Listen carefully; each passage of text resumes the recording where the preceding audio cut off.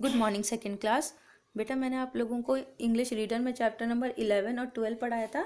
तो इस वीडियो में हम लोग चैप्टर नंबर 11 और 12 के वर्ड मीनिंग्स और एक्सरसाइज पार्ट को डिस्कस करेंगे, जो कि आप लोगों को पीडीएफ मिल जाएगा। उसमें से आप लोग अपना वर्क कंप्लीट कर लीजिएगा। तो देखो, चैप्टर नंबर 11 हमने पढ़ा था द काइंड एल्व्स के बारे में। तो ये चैप्टर की रीडिंग तो हम लोग ऑलरेडी कर चुके हैं लाइव क्लास में। तो अभी मैं आप लोगों को इसके वर्ड मीनिंग्स बता देती हूँ। देखो, फर्स्ट है काइंड। काइंड मीन्स मेहरबान। सेकेंड है एल्व्स। एल्व्स मीन्स जो बोने होते हैं वो। थर्ड है सरप्राइज। सरप्राइज मीन्स अचरज। फोर्थ है अमेज्ड, यानी कि हक्का बक्का रह जाना। फिफ्थ है ग्रीडी। ग्रीडी मीन्स लालची। सिक्स्थ है लेदर। लेदर मीन्स चमड़ा। सेवेंथ है हाइड। हाइड मीन्स छिपाना। और एट्थ है स्टिच। स्टिच मीन्स सिलाई। तो ये 1 to 8 वर्ड मीनिंग करेंगे आप इस चैप्टर में से। फिर आप लोग टिक द करेक्ट आंसर करेंगे। फर्स्ट है हु वॉज बेन। बेन कौन था? बेन एक एल्फ था, एक शू मेकर था, या एक होम मेकर था? तो बेन कौन था? एक शू मेकर था। तो ये हमने शू मेकर को टिक कर दिया। नेक्स्ट है वाई वॉज ही वरिड। वो चिंतित क्यों था? तो बेन चिंतित क्यों था? Because he had no work. उसके पास कोई काम नहीं बचा था, क्योंकि उसके पास लेदर खरीद के लाने के लिए मनी ही नहीं था, तो इसलिए वो वरिड था। थर्ड है what surprise did the shoe maker and his wife get one morning.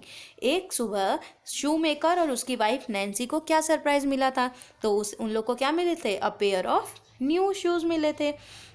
Fourth है what did Nancy do after the do for the elves to say thank you. Elves को thank you बोलने के लिए Nancy ने क्या किया था? तो नैन्सी ने उसके लिए क्लोथ्स बनाए थे। वो जो 5 एल्व्स थे उसके लिए नैन्सी ने क्लोथ्स बनाए थे। तो हमने लिखा मेड क्लोथ्स। नेक्स्ट है answer the following question. First question हमसे पूछा गया है who were Ben and Nancy, how did Nancy help Ben.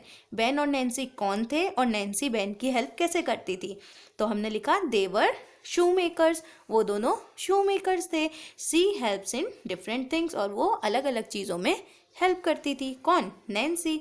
Second है why were Ben and Nancy worried. Ben और नैन्सी वरिड क्यों थे?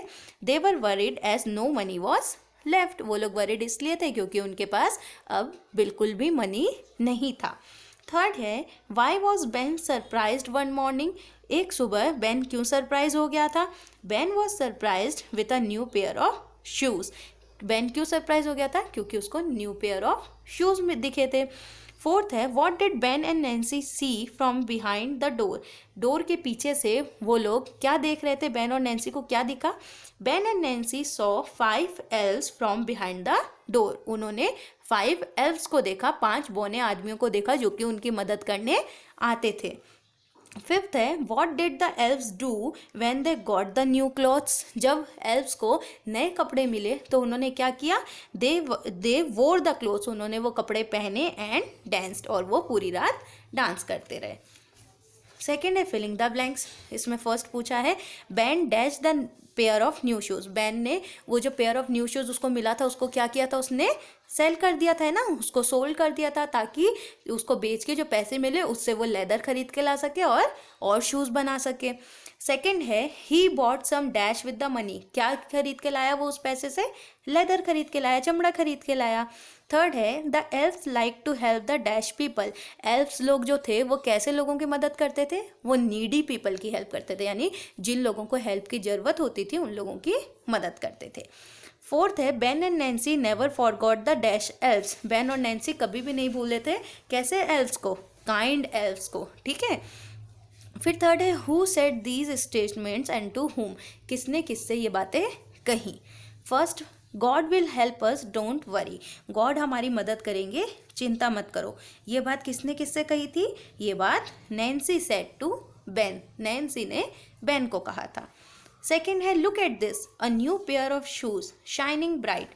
ये देखो एक नया पेयर ऑफ शूज़ यहाँ पर रखा हुआ है और वो भी बिल्कुल चमचमा रहा है। ये बात किसने किससे कही थी?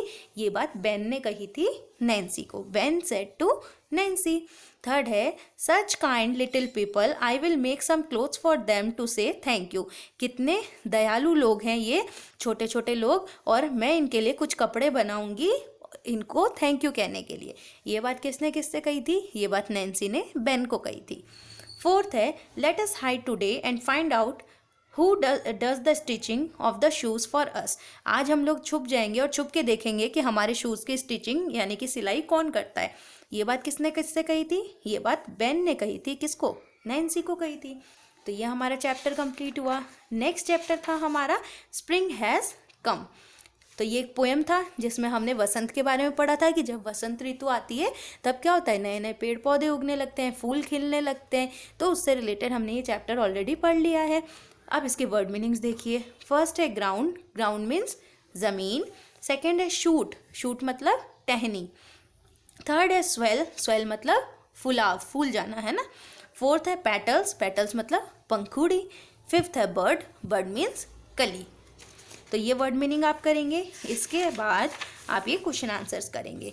फर्स्ट क्वेश्चन है what do plants need to grow. Plants को ग्रो करने के लिए क्या क्या चाहिए? तो हमने आंसर लिखा plants need rain, air and sunlight to grow. Plants को क्या क्या चाहिए? रेन चाहिए, रेन मीन्स बारिश, एयर मीन्स हवा, एंड सनलाइट, सनलाइट मीन्स सूरज की रोशनी चाहिए ग्रो करने के लिए। सेकंड है what does the wind do the plant. जो विंड होती है वो प्लांट को क्या करती है? तो हमने आंसर लिखा the wind let the plant swirl, यानी कि जो विंड होती है वो प्लांट को किस में मदद करती है? लहराने में मदद करती है। थर्ड है where is a bird found. Bird कहाँ मिलता है? A bird is found between the green leaves, है ना, जो हरी पत्तियाँ होती हैं उनके बीच में कली रहती है, बर्ड रहती है। फोर्थ है from where do petals unfold. Petals कहाँ से अनफोल्ड होते हैं? तो petals unfold from the bird. Fifth है which flower is being talked about here. यहाँ पर कौन से फ्लावर की बात हो रही थी? तो यहाँ पर डैफोडिल फ्लावर की बात हो रही थी। तो ये हो गया हमारा वर्क कंप्लीट। तो अब देखो चैप्टर नंबर 11 और चैप्टर नंबर 12 के वर्ड मीनिंग्स, क्वेश्चन आंसर्स और जो भी एक्सरसाइज मैंने आपको समझाया है, चाहे इसके फिलिंग द ब्लैंक्स हो, हु सेड टू हुम हो, ये सारा वर्क आपको अपने नोटबुक में कंप्लीट भी करना है, इसको लर्न भी करना है और आपको इन दोनों चैप्टर की रीडिंग खुद से भी करनी है। ठीक है। फिर भी अगर इन दोनों चैप्टर से रिलेटेड कोई भी आपको प्रॉब्लम हो तो नेक्स्ट इंग्लिश की लाइव क्लास के टाइम पर आप पूछ सकते हैं। मिलेंगे फिर हम लोग अपने नेक्स्ट क्लास में। Till then bye, take care.